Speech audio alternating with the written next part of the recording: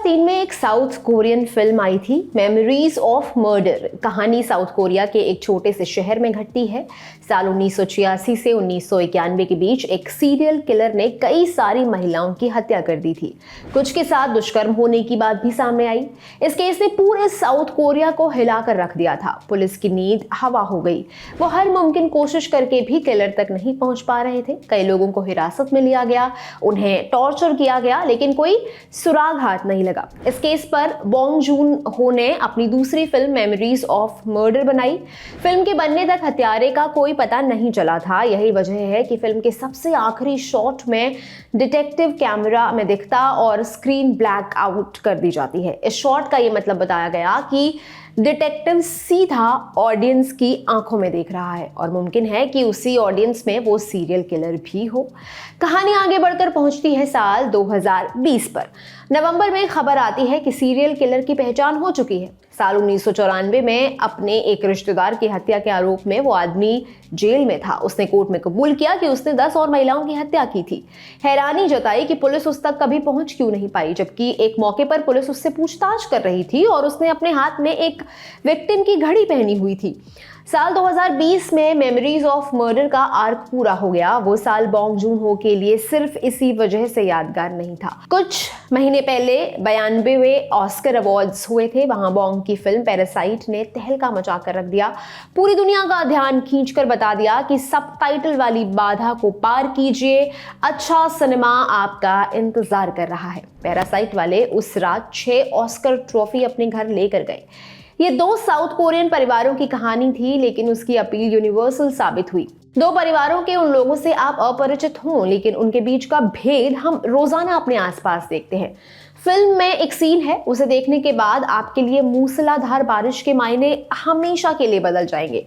याद आएगा कि जो बारिश आपके लिए मौसम सुहाना कर रही है, वो किसी की आय, उसकी छत को अपने साथ बहा ले जा रही है। इसे कहते हैं प्रिविलेज।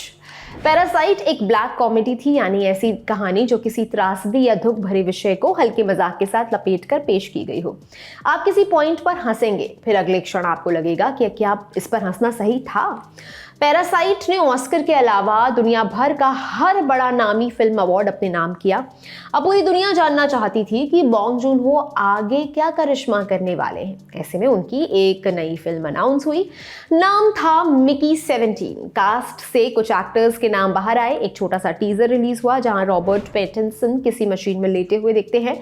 मेकर्स ने कहानी, फिल्म से एक्टर्स के लुक, ऐसी तमाम चीजों को गुप्त रखने की कोशिश की। अब ताजा रिपोर्ट आई है कि मिकी 17 जनवरी 2025 में रिलीज होने वाली है।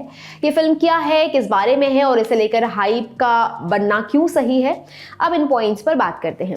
मिकी 17 की कहानी को लेकर इंटरनेट पर अनेकों थ्योरीज चल रही हैं। किसी ने लिखा कि रॉबर्ट पैटिंसन के किरदार को सजा देने के लिए उसे ब्लैक होल में भेज दिया जाएगा, वो एक अपराधी है। इन थ्योरीज में से कुछ बातें सही निकल सकती हैं और कुछ पूरी तरह से गलत। एडवर्ड एश्टन ने मिकी 7 नाम से एक साइंस फिक्शन नॉवेल रचा था। बताया जा रहा है कि मिकी 17 की कहानी उसी किताब पर आधारित है। ये एक आदमी के आंतरिक असमंजस की कहानी है जो भविष्य से कई साल आगे घटती है। उस सवाल या असमंजस के बारे में एडवर्ड ने एक इंटरव्यू में बताया था।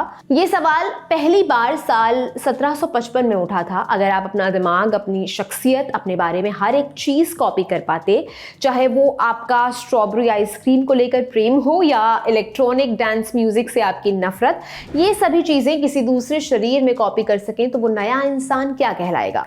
क्या वो आप ही हैं या फिर वो कोई दूसरा इंसान है जो बस आपकी चीजों को अपना मान रहा है? ये सवाल मेरे नायक की जिंदगी का केंद्र है।